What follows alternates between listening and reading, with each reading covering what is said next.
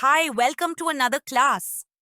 Before we start, let me tell you, spermatogenesis is one of the most basic yet most important topics for any infertility specialist and for embryologist. If you are a student, writing this much detail in exams will definitely fetch you good marks. And if you are working in reproductive medicine, this is a must-know, because without understanding spermatogenesis, you can't understand infertility. I have explained everything in a very simple way. So stay with me till the end. Every slide builds on the previous one. Spermatogenesis is the process by which sperm cells are produced from primitive germ cells in the testes. It starts at puberty and continues throughout life. Just imagine, every day, millions of sperm are produced in the male body, and this happens inside tiny tubes in the testes called seminiferous tubules. This process is long and complicated, but we can divide it into three main phases. Mitotic phase, multiplication of stem cells. Meiotic phase, reduction of chromosome number, making them haploid. Spermiogenesis, transformation of round cells into mature sperm. Remember, the whole process takes about 64 to 74 days. This is important in infertility treatment because whatever happens today will reflect in sperm count and quality 2.5 months later. Inside the seminiferous tubules, sperm develop in a specialized epithelium. Germ cells at different stages are supported by Sertoli cells, which act like nurse cells, providing nutrients, hormones like inhibin, and phagocytosing discarded cytoplasm. The Sertoli cells also form tight junctions called the blood-testis barrier, protecting germ cells from immune attack. The tubule has two compartments. The basal compartment contains spermatogonia and early spermatocytes, while the adluminal compartment contains advanced germ cells like spermatids. Spermatogenesis occurs in three main stages. Spermatocytogenesis. Spermatogonia divide mitotically to maintain a stem cell pool and produce primary spermatocytes. Meiosis 1 and 2. Primary spermatocytes divide to reduce chromosome number and produce spermatids. Spermiogenesis. Round spermatids undergo morphological changes to become mature sperm. In this stage, spermatogonia divide to ensure a constant supply of germ cells. Type A dark spermatogonia are reserve stem cells. They divide rarely.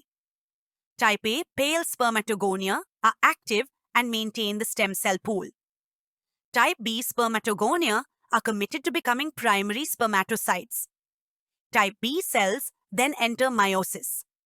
This phase is essential because any defect here can lead to low sperm count or azoospermia. The primary spermatocyte undergoes meiosis 1, a reduction division that reduces chromosome number from 46 to 23. Prophys 1 is the longest substage and includes leptotene, zygotene, parkitene, diplotene, and diakinesis. Crossing over occurs during pachytene, which is essential for genetic diversity.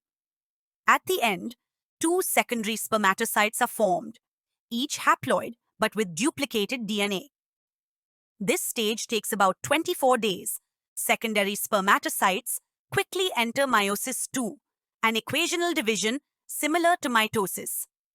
Each secondary spermatocyte divides to produce 2 spermatids, making 4 spermatids from each primary spermatocyte. These spermatids are haploid and have a single set of chromosomes. This division is rapid, taking only a few hours. Spermiogenesis is the transformation of round, haploid spermatids into fully functional, motile spermatozoa. Golgi phase. Small vesicles from the Golgi apparatus coalesce to form the acrosomal vesicle. This will later become the acrosome, a cap-like structure containing enzymes like acrosin and hyaluronidase, which are essential for egg penetration. Cap phase. The acrosomal vesicle flattens and spreads over the anterior part of the nucleus. At the same time, the nucleus begins to condense its chromatin. Acrosome phase. The nucleus elongates further, chromatin condenses into a tightly packed form, and the tail, flagellum, starts forming from the distal centriole. Mitochondria begin to arrange themselves around the proximal part of the tail, forming the midpiece, which will provide the energy for motility. Maturation phase. Excess cytoplasm is removed as residual bodies. These residual bodies are phagocytosed by Sertoli cells. A mature spermatozoon is highly specialized, designed for fertilization.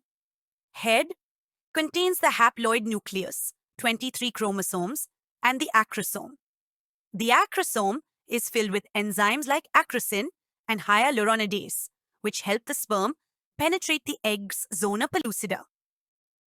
Neck contains centrioles that are important for tail assembly and play a role in forming the centrosome after fertilization. Midpiece, packed with mitochondria arranged helically around the axoneme. These mitochondria generate ATP to power the whip-like movements of the tail. Tail, flagellum, contains the classic 9+2 microtubule structure, axoneme, that allows motility. The tail propels the sperm through the female reproductive tract toward the egg. Any defect in these structures can lead to infertility. For example, mitochondrial defects can cause poor motility, asthenosospermia, while abnormal acrosome formation can prevent fertilization. Hormones tightly control spermatogenesis. Think of it like an orchestra where each hormone plays a specific role. GnRH, gonadotropin-releasing hormone. Secreted by the hypothalamus, it stimulates the anterior pituitary to release FSH and LH. FSH, follicle-stimulating hormone, acts on Sertoli cells. Sertoli cells then produce androgen-binding protein ABP, which keeps testosterone levels high locally, and inhibin, which provides negative feedback on FSH. FSH also directly supports the development of germ cells. LH, luteinizing hormone, acts on Leydig cells in the testes to produce testosterone. Testosterone, essential for meiosis, spermiogenesis, and the overall maturation of sperm. Without testosterone, spermatogenesis halts. Estrogen, produced locally in Sertoli cells via aromatase. Estrogen also supports spermiogenesis and maintaining the testicular environment. Defects in spermatogenesis cause oligospermia, azoospermia, or teratozospermia, which is abnormal shape, or asthenosospermia, caused by genetics, hormones, testicular issues, or environmental factors. Understanding this is essential for fertility evaluation. To summarize, spermatogenesis is a continuous process taking around 74 days. It progresses through three main stages: spermatogonia, spermatocytes, to spermatids leading to mature spermatozoa.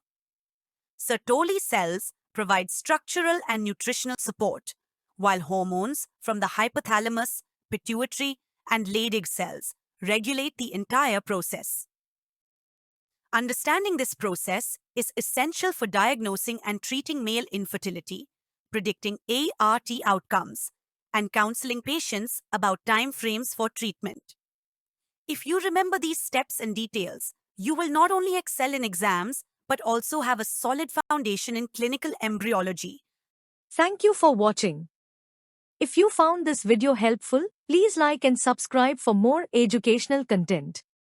If you want more videos on specific topics in obstetrics and gynecology, reproductive medicine and surgery, embryology or gynae endoscopy, or any chapter in any book, leave your suggestions in the comments.